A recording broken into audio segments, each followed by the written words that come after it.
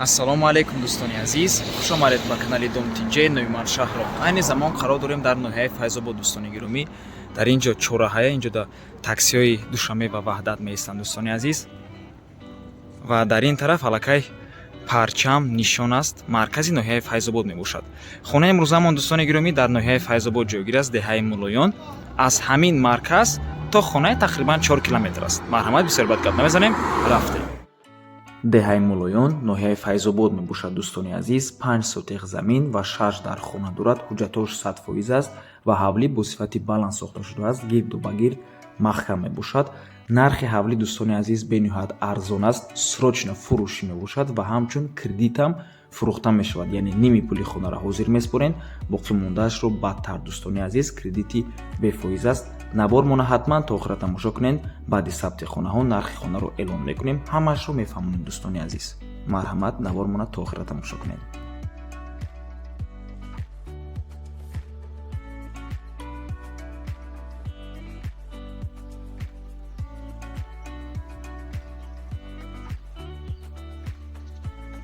дарвозаи ҳавлӣ мебошад дӯстони азиз, зебо аст.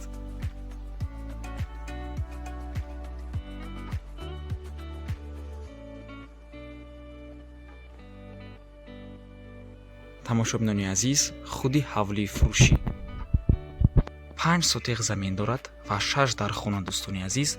дар ин ҳавлӣ ду бинои истиқоматӣ ҳаст дӯстони азиз. якум бинои истиқоматӣ бинои дуошонага мебошад. дар ин ҷо 4 дар хона ҳаст.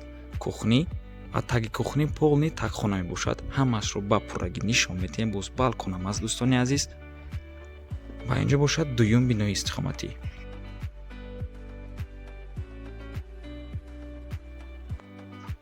инҷо дӯстони азиз ҳуҷраҳои ёрирасон, ҳоҷатхона, ҳаммом, кухнӣ, ошхона ва боз ду таи дигар ҳуҷраи истиқоматӣ дӯстони азиз. замини ҳавлӣ чӣ хеле ки гуфтем 5 сотиқ мебошад. замин 4 кунҷа аст. худи ҳавлӣ дӯстони азиз ҳамин биноҳои истиқоматӣ бо сифати баланд сохта шудаанд. соҳиби хона барои худашон сохтагиам барои фурӯш не, лекин ҳозир аз сабабе ки срочно сум дар корай бо нархи арзон мефурӯшанд. набор мона ҳатман то охира тамошо кунед. баъди сабти хонаҳо нархи хонаро эълон мекунем ва боз аҳамияте ки нархи бо ғишт пухта сохтагианд. бениҳоят бо сифати баланд барои худашон сохта шудааст. марҳамат дӯстони азиз, ҳуҷҷатҳои ҳавлӣ ҳамаш 100% мебошад. мегузарем ба якум ошона.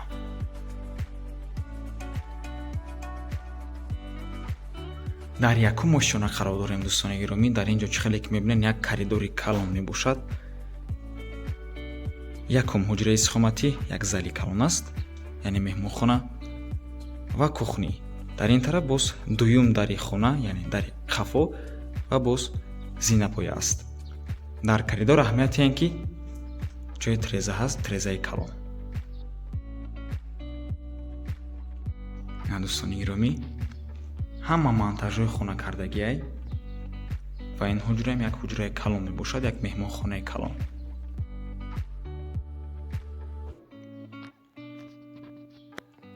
ва боз хотиррасо мекунем дӯстони азиз ки дар ҳолати коробка будан, яъне беремонт будан ҳуҷра калон метавад ва боз баъди таъмир кардан боз ҳам аз ин ҳам калонтар мешавад дӯстони азиз.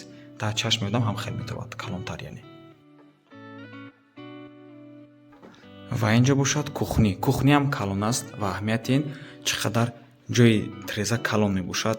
дар ин ҷо як треза монӣ агар бениҳоят зебо мешавад дӯстони азиз. худи кухнӣ ҳам калон аст масоаташ.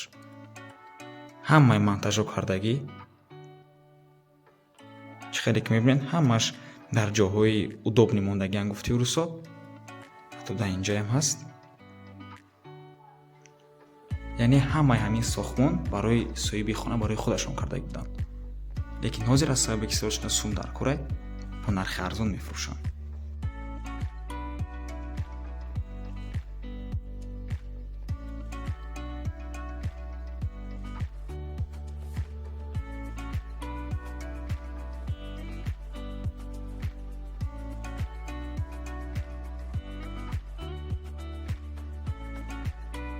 тагхона чӣ хеле ки мебинед дӯстони азиз. тамошобинони азиз, тагхона мебошад. хотиррасон мекунем ки гирди фундамент полни утеплит кардагиаи айнол ва дутаи дигар боз аз ин тараф дӯстони азиз. таги ҳамин ҳуҷра яъне таги кухнӣ полни тагхона мебошад дӯстони азиз.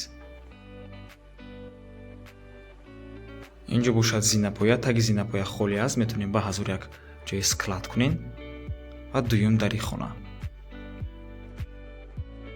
ва инҷо бинем дӯстони азиз, бениҳоят як ҷои калон барои треза кардагиан бениҳоят зебо мешавад.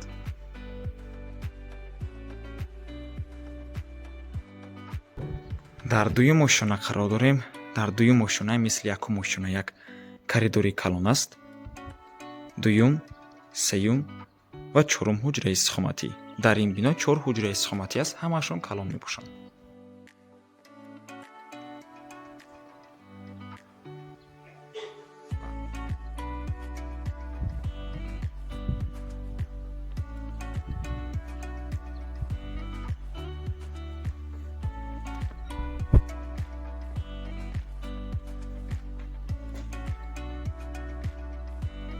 айна чӣ хеле гуфтем, бино бо ғишти пухта сохта шудааст, бо сифати баланд, бо материалҳои қимат.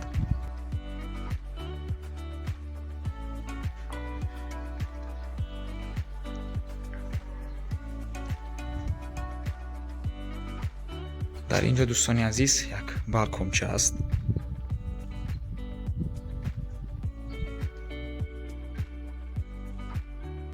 ва инҷо бошад охирон ҳуҷраи истихоматӣ мисли кухнӣ як ҷои трезаи калон дорад.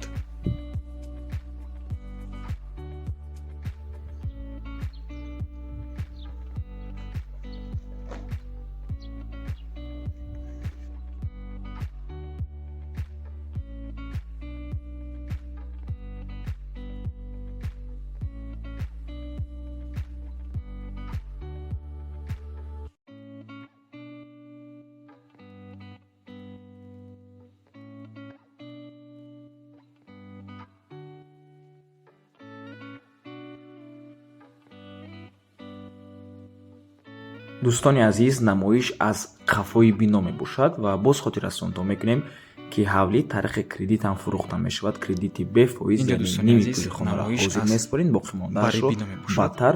навор мона ҳатман то охира тамошо кунед, камтар пас нархи хонаро эълон мекунем. ва дар ин ҷо аллакай ҳуҷраҳои ёрирасон дӯстони азиз.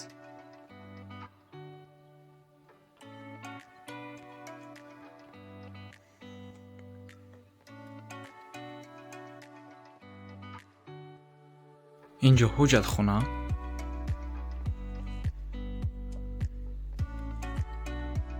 инҷо бошад ҳамом,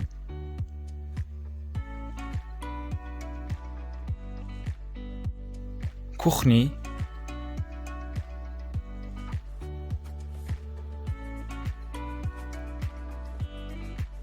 ошхона,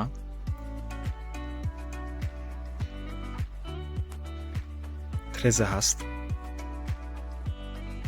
ва инҷо бошад панҷум ва шашум ҳуҷраҳои истихоматӣ. ҳар яктаи ҳамин ҳуҷра ҷо барои треза карда мешавад дӯстони азиз. нархи ҳавлӣ бошад 250 000 сомонӣ боз савдо мешавад. рақамҳои соҳиби хона дар рӯи экран, ҳар дуи рақам ватсап доранд. аз номи канали Dom.tj муроҷиат кунед ва боз хотиррасон мекунем ки хона бо тариқи кредитам фурӯхта мешавад, яъне ними пули хонаро ҳозир месупоред, боқимондаша камтар пас. соҳиби хона барои сохтмони ҳамин ҳавлӣ маблағи зиёд расход кардагианд, лекин ҳозир аз сабабе ки срочно сум дар корай бо ин қадар маблағи хуб мефурӯшанд. ҳамаги 250 000 сомонӣ барои 5 сотиқ замин, бинои дуошонага ва боз яктаи дигар бинои якошонага фикр мекунам нархи хуб мебошад ва боз хотиррасон мекунем ки нархи ҳавлӣ савдо мешавад барои харидорҳои аниқ. аз номи канали Dom.tj барои маълумоти бештар занг зада пурсон шавен аз соҳиби хона. хеле ки мебинен ҳавлӣ боз заминҳои холӣ дорад. намарҳамад дар ин ҷо замини холӣ ҳаст. инҷо мисол метавонед дар ягон ҷо ҳамин ҷо кат монен, бисетка кунен, навес кунен ба ҳазур бо хости харидор. ҳатто агарочаам карда метавонед дӯстони азиз.